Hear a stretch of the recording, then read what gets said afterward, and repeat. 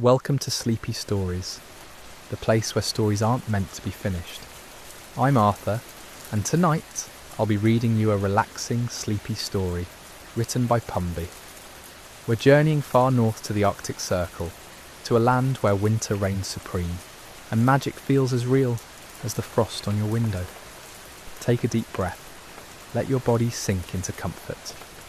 Tonight's tale unfolds in Lapland, where secrets hide beneath fresh snow, and wonder awaits around every frozen corner.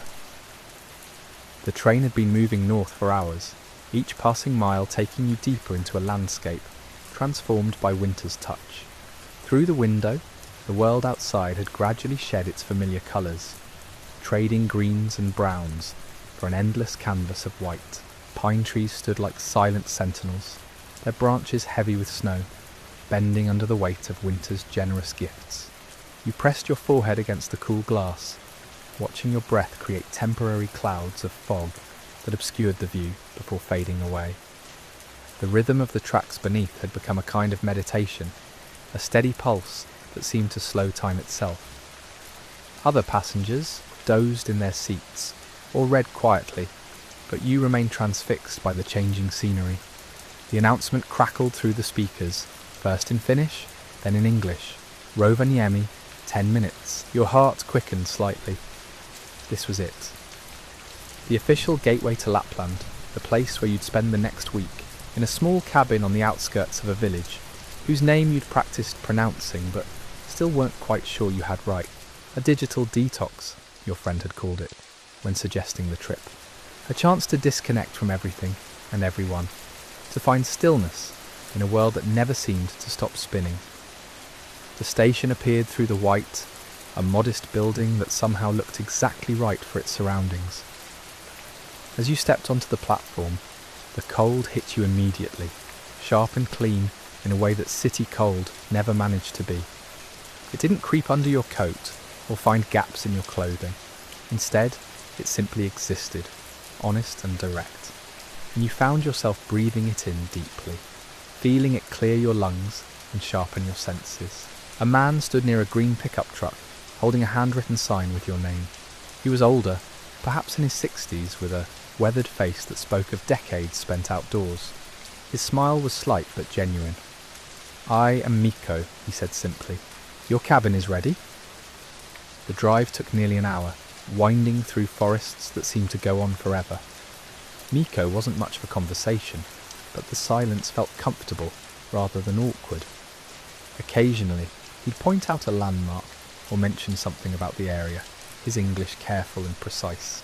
"Reindeer," he said, at one point, gesturing to the side of the road, where several of the animals stood watching the truck pass with mild curiosity.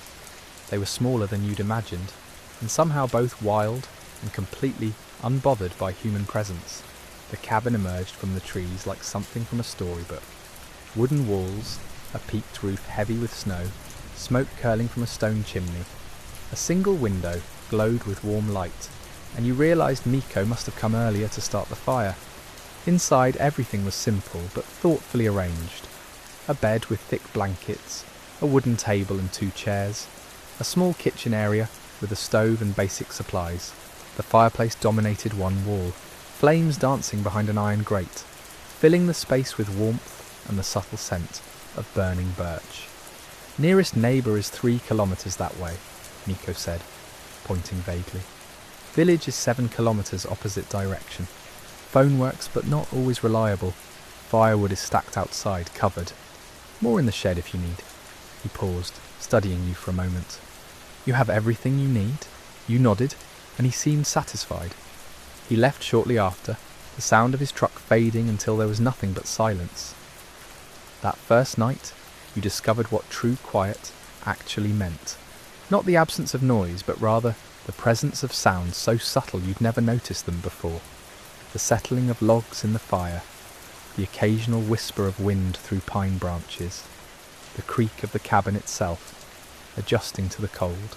You slept deeply, dreamlessly, and woke to light filtering through the window in a way that seemed different from any morning light you'd known. Softer somehow, more patient. The days began to blur together, but not unpleasantly. You fell into rhythms rather than routines, waking when your body felt ready, keeping the fire fed, walking through the forest on paths that may or may not have been actual paths. The snow was knee-deep in places, and you learned quickly which areas were safe to traverse and which might hide fallen branches or uneven ground. On the fourth day, you noticed them. Tracks in the snow near the cabin. Small, delicate prints that definitely weren't from reindeer or any animal you recognised. They appeared overnight, circling the cabin once before disappearing back into the forest. You might have dismissed them as belonging to some local creature you simply didn't know about, except for one detail that made you pause. The tracks stopped at your window, not near it but directly beneath it, as though something had stood there, looking in while you slept. You mentioned it to Miko when he came by 2 days later with supplies. He glanced at the tracks, now partially filled with fresh snow, and his expression shifted in a way you couldn't quite read. "Ah," he said quietly, "they are curious about you." They, not it. "What are they?" Miko looked toward the forest, then back at you. His slight smile returned, but there was something else in his eyes now, something that suggested he knew more than he was saying. "Finish your coffee," he said, "then I will tell you about the hidden folk." Welcome to Sleepy Stories, the place where stories aren't meant to be finished. I'm Arthur, and tonight I'll be reading you a relaxing, sleepy story written by Pumby. We continue our journey to a remote cabin in Finnish Lapland, where mysterious tracks in the snow have appeared outside your window. Miko, your host, has just promised to tell you about the hidden folk. So settle in, let your breathing slow, and drift along with this tale of winter solitude and ancient mysteries. You sat across from Miko at the small wooden table, your coffee cooling in its mug. Outside, the pale afternoon light made the snow gleam like crushed diamonds. He was quiet for a long moment, weighing something internally. "The Finns call them many names," he finally said. "Manahiset, Haltias. The English translation is never quite right. Hidden folk is close enough." He traced a finger along the wood grain of the table. "They have always been here, long before villages, before farms, before even the Sami people came north with their reindeer. This was their land first." You found yourself leaning forward slightly, drawn in by the seriousness in his voice. "Most people think they are like your fairies, small delicate things with wings. Not so. They are more like echoes of the forest itself. They look almost human, but something is always slightly wrong. Eyes too bright, movements too smooth. They never quite touch the ground when they walk." He paused to sip his own coffee, giving you time to absorb this. "They are not dangerous usually. Curious, yes. Protective of wild places, absolutely. If you respect the forest, they leave you alone. Sometimes they even help. A lost hiker finds their way back. A hunter discovers game when supplies run low. Small things." His eyes met yours. "But they watch newcomers, especially those who come seeking solitude." The tracks beneath your window suddenly felt more significant. "What do they want?" you asked. Miko shrugged, but it wasn't dismissive, more like he was acknowledging the limits of human understanding. "To see if you belong here, perhaps, to know your intentions. The forest has a memory. It knows those who come to take and those who come to simply be." He stood moving to the window. The forest beyond seemed deeper somehow, more layered with possibility. "My grandmother saw them often. She would leave offerings, bread, sometimes honey, not because she feared them, but out of respect, acknowledgement that she shared this place, did not own it." He turned back to you. "The tracks will continue. You may see other signs. Stones arranged in patterns.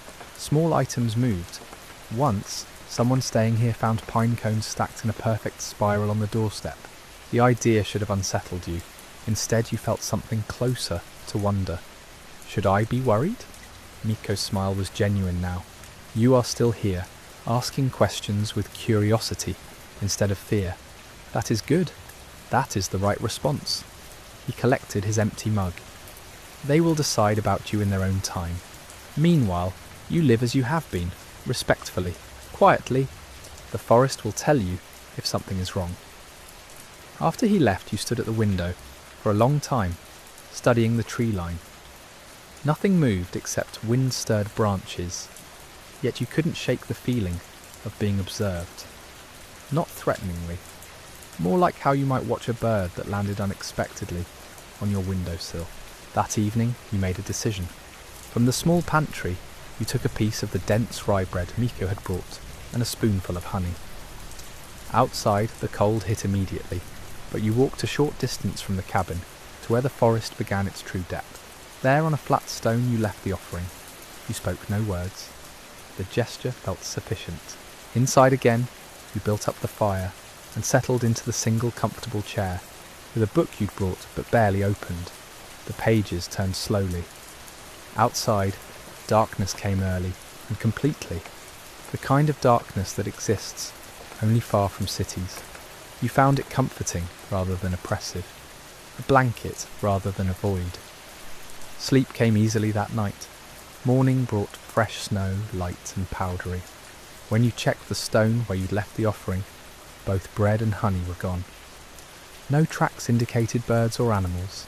The stone itself was completely clean, as though nothing had ever been there. Throughout the day you noticed small changes.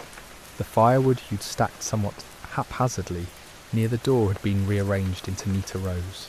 Inside, a bowl you'd left on the counter was now on the table. Nothing threatening, nothing even particularly strange. Just small adjustments, as though someone was quietly tidying up after a messy guest. You found yourself smiling. The forest felt different now. Still vast, still ancient, but somehow more welcoming. Your walks grew longer, more confident. You learned to read the subtle shifts in snow that indicated unstable ground. Discovered a frozen stream where ice had formed in beautiful crystalline patterns. Found a clearing where the silence was so complete it felt almost sacred. Each evening you left something small near the tree line. A biscuit, some dried fruit, once a small wooden button that had fallen from your coat. By morning everything was always gone. The tracks continued appearing, but now you recognised them almost fondly. Proof that you were not entirely alone. Evidence that the forest had accepted your presence, at least provisionally. On the 10th night, something changed. You woke in darkness to a sound that didn't belong. Not threatening, but distinctly other. A melody, perhaps, or maybe just wind through branches in a pattern that resembled music. It came from somewhere beyond the window, delicate and strange. Welcome to Sleepy Stories, the place where stories aren't meant to be finished. I'm Arthur, and tonight I'll be reading you a relaxing, sleepy story written by Pumby. We continue our journey deep in the Finnish forest, where mysterious presences have begun revealing themselves through gentle signs and midnight melodies. Let yourself sink deeper into comfort as we discover what waits beyond the window. You rose slowly, wrapped the blanket around your shoulders, and moved toward the glass. The moon had emerged from behind clouds, casting silver light across the snow. Everything looked ordinary. Trees, shadows, the familiar landscape rendered ethereal by moonlight. Then you saw them. Figures stood at the forest edge, small, perhaps the height of children, but their proportions were wrong. Too elongated, too still. They didn't move like humans move, with constant minor adjustments and shifts. They simply were, fixed in place like statues that had always existed there. Your breath caught, but fear didn't come. Instead you felt that same strange sense of being evaluated. Watched, yes, but not with malice. More like a librarian deciding whether to allow someone into a restricted archive. One figure stepped forward. Even through the window, you could see it wasn't walking so much as gliding. Feet not quite connecting with snow in any way that made sense. It raised one hand. Not waving, not beckoning, just acknowledging. You raised your hand in return. The figure tilted its head, an oddly bird-like motion. Then it turned and melted back into darkness between the trees. The others followed, disappearing so completely you wondered if they'd been there at all, but you knew they had been. Sleep returned eventually, deeper than before, dreamless and complete. Morning brought clarity rather than doubt. You'd seen them. They'd seen you. Some threshold had been crossed. Over breakfast you replayed the encounter, their stillness, the strange grace of their movement, the complete absence of threat despite their otherworldliness. Whatever they were, they'd wanted you to see them. That felt significant. The day passed in contemplation. You found yourself preparing the cabin more carefully, washing dishes immediately instead of letting them sit, sweeping floors with attention to corners, organising the small bookshelf by size, not out of fear, but respect, like tidying before a guest arrives. That evening you prepared something different for the offering. From your supplies you took a small candle, the kind used for emergencies. You lit it and placed it on the stone, sheltered from wind by an overturned cup, with one side propped open. Light flickered there, warm and golden against blue snow. You stayed outside longer than usual, despite the cold. The forest felt expectant somehow, as though holding its breath. Stars emerged overhead, sharp and clear in the unpolluted darkness.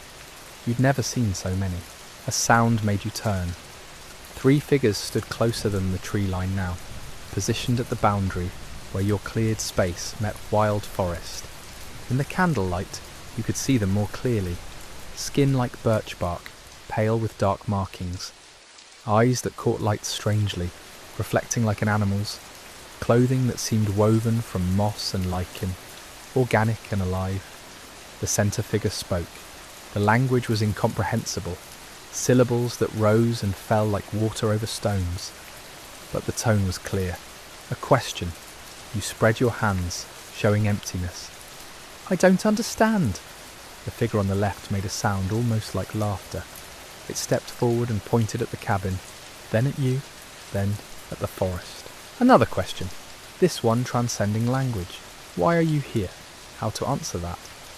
You thought about the exhaustion that had driven you north, the need for silence after too much noise, the desire to exist without explanation for a while.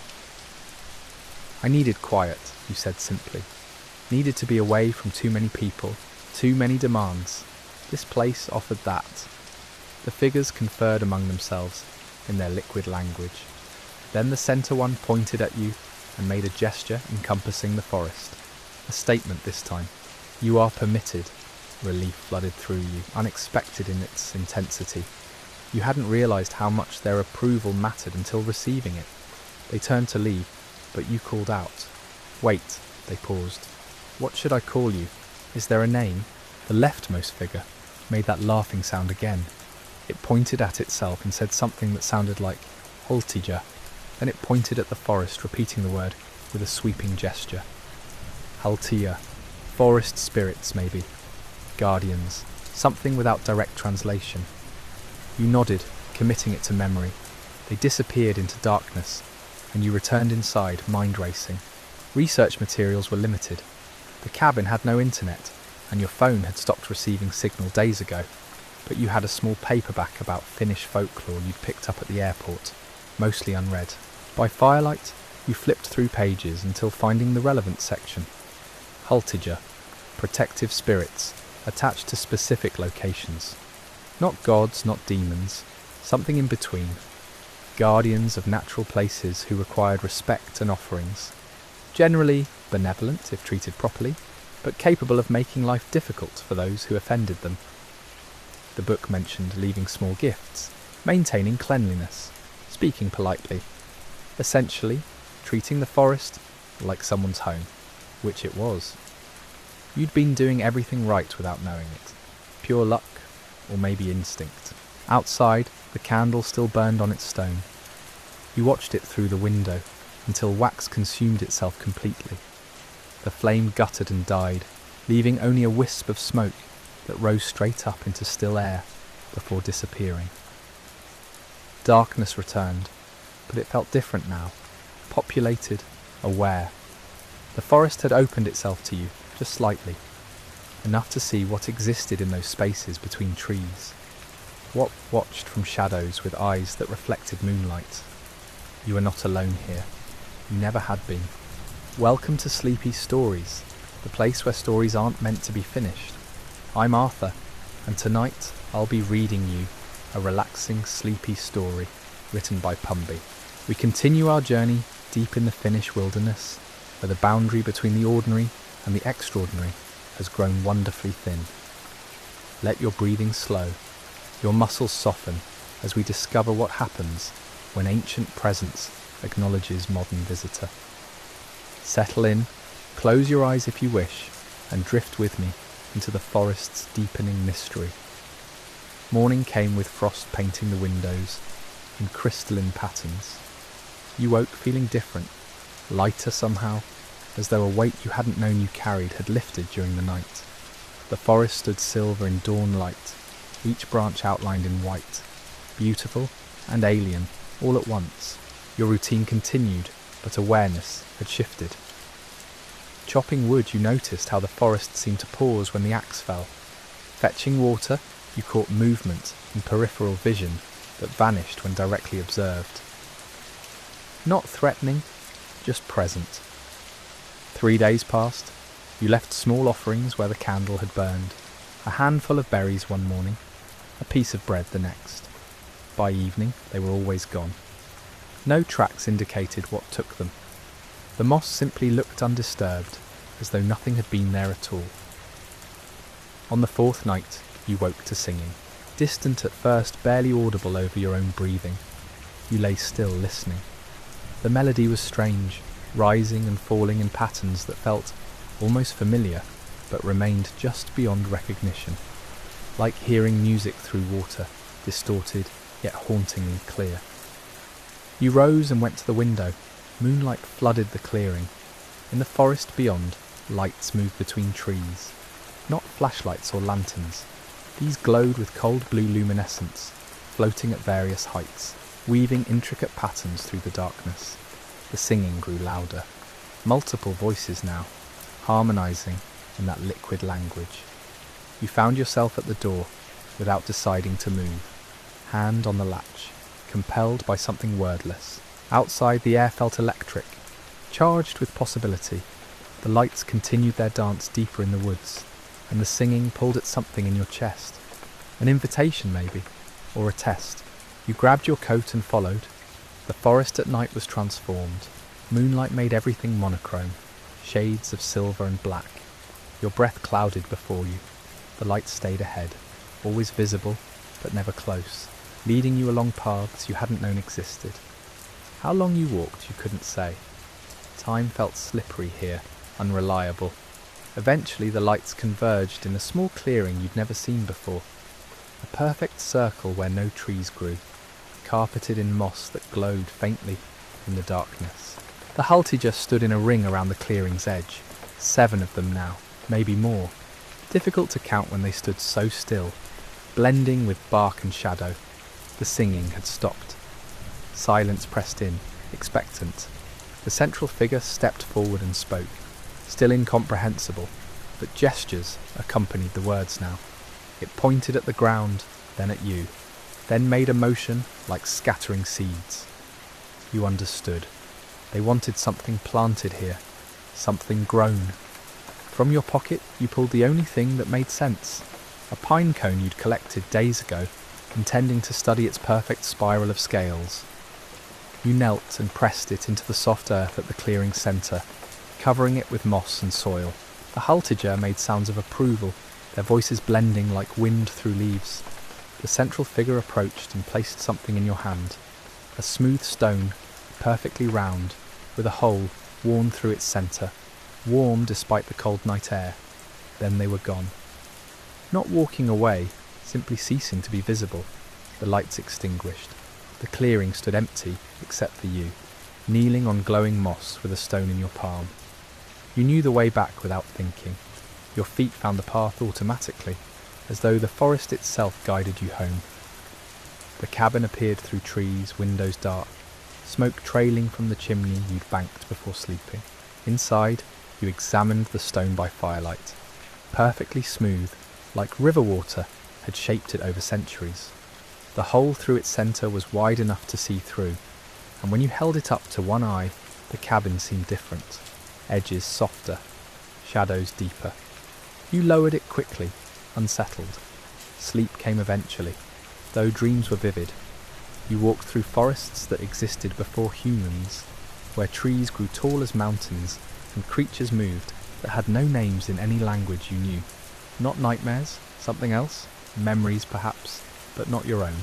Days blurred together after that night.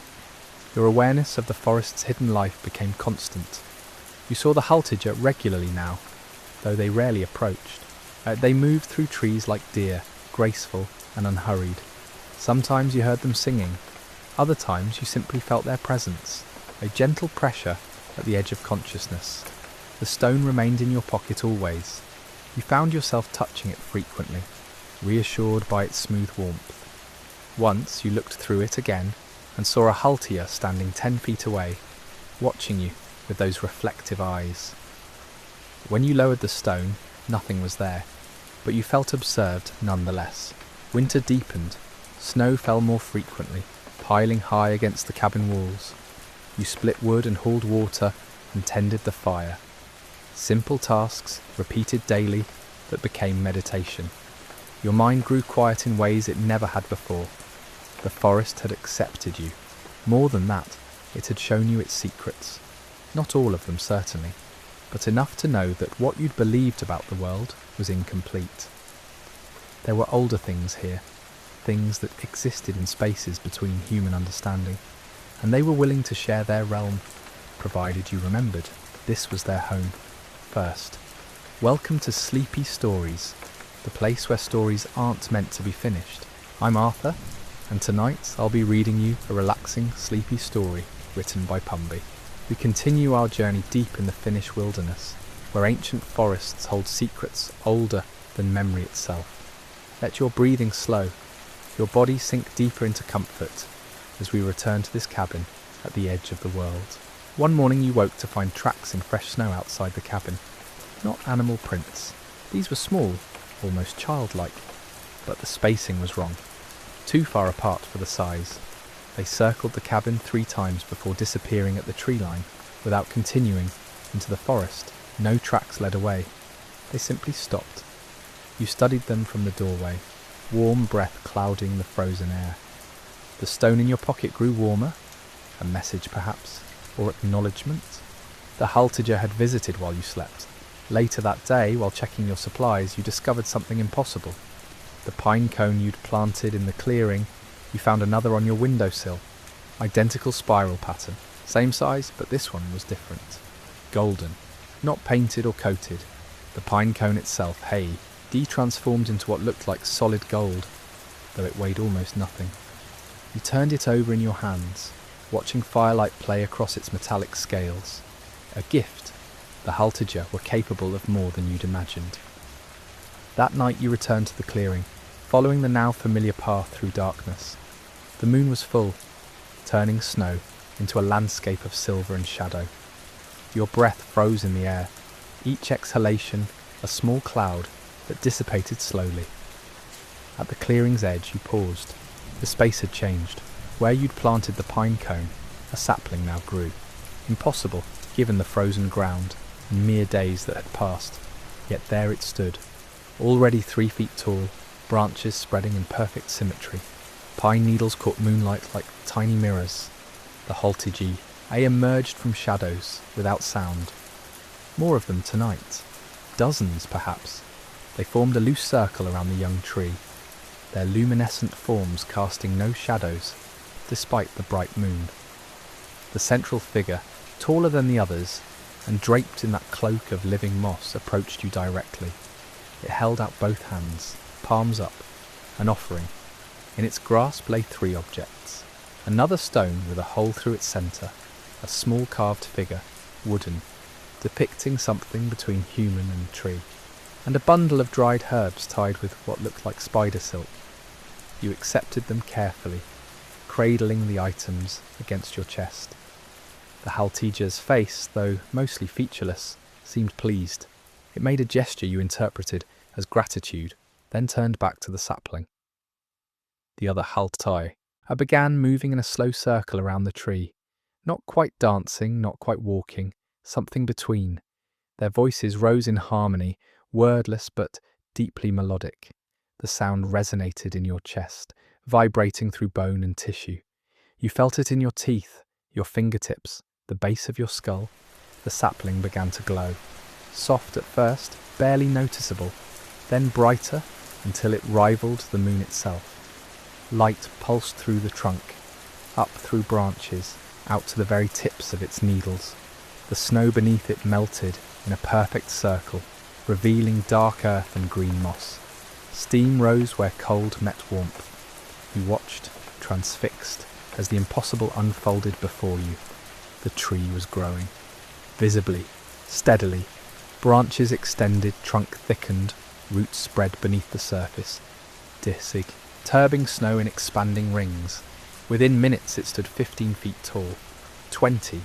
The Haltija's song grew louder, more complex, harmonies layering upon harmonies until the sound became almost visible, rippling through the air like heat waves. Then, as suddenly as it began, the singing stopped. The light faded.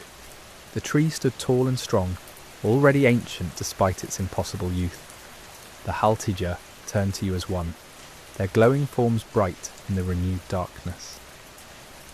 The central figure approached again and touched your forehead with one finger. Cold spread from the point of contact, but not unpleasant, clarifying, like mint or winter air in your lungs. Images flooded your mind.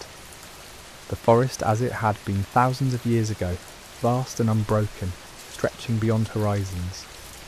The Haltij, attending it, nurturing it, protecting it from forces you couldn't name. Then humans arriving, cautious at first, respectful. The Haltija teaching them which plants healed, which trees provided the best wood, where to find water in drought. Centuries of cooperation, then change. Humans forgetting, taking without asking, the forest shrinking, the Haltija retreating into deeper wilderness, into spaces between, into the hidden places where human eyes couldn't follow. Until now. Until you. The vision faded. You stood gasping, tears freezing on your cheeks. The Haltija watched silently. You understood now. They'd chosen you not randomly, but purposefully. To remember. To carry knowledge forward. To be a bridge between their world and yours. The responsibility felt enormous. The central figure, T, ouched your hand, and warmth returned. Reassurance. You wouldn't carry this alone. Others would come, in time. Others who could see, who could hear, who could remember. Your role was simply to begin, to plant seeds, literal and metaphorical, to tend what grew. You nodded, acceptance flowing through you like water. The Haltija's form brightened momentarily, pleasure evident even without facial features to read. Then they withdrew, melting into the forest, leaving you alone with the impossible tree and the weight of understanding. Walking back to the cabin, you felt different, lighter somehow, despite the responsibility now resting on your shoulders. The forest around you hummed with life, visible and invisible, known and unknown. You were part of it now, truly part of it, connected to something older than civilization, deeper than language. At the cabin door, you turned for one last look. Between the trees, small lights flickered. The Haltija, watching, waiting, ready to guide you forward into whatever came next. Inside, you placed the gifts on the wooden table beside the golden pine cone. 4 objects now, each humming with quiet power. The carved figure seemed to shift in the firelight, never quite the same when you looked directly at it. The herbs released a scent somewhere between pine and honey. The second stone joined the first in your pocket, both warm against your leg. You built up the fire and settled into the chair, wrapped in blankets. Outside, snow began falling again, soft flakes drifting past the window. The forest stood patient and eternal, holding its secrets close, while sharing just enough to change you forever. Sleep would come soon, deep and dreamless, or perhaps filled with visions of ancient groves and beings older than memory. Either way, you'd wake tomorrow to continue this strange new life, tending the cabin, walking the forest paths, learning the rhythms of a world that existed parallel to the one you'd left behind. The Haltija would be there, moving through trees like whispers, sometimes visible, often not, always present, guardians and guides, teachers and keepers of knowledge, most humans had forgotten centuries ago. You touched the stones in your pocket one last time before letting your eyes close. Through the wall, you felt rather than heard the forest breathing, alive and aware, watching over you as you watched over it. A partnership formed not through words but through presence, through respect earned and freely given. The fire crackled, snow whispered against glass. Your breathing slowed, deepened, matching the ancient rhythm of the wilderness beyond the walls. Somewhere in the darkness, the Haltager sang their wordless songs, and you drifted into sleep with their melody, carrying you down into dreams of green growing things and lights that danced between the trees, welcoming you home to a place you'd always belonged but never known existed until now, till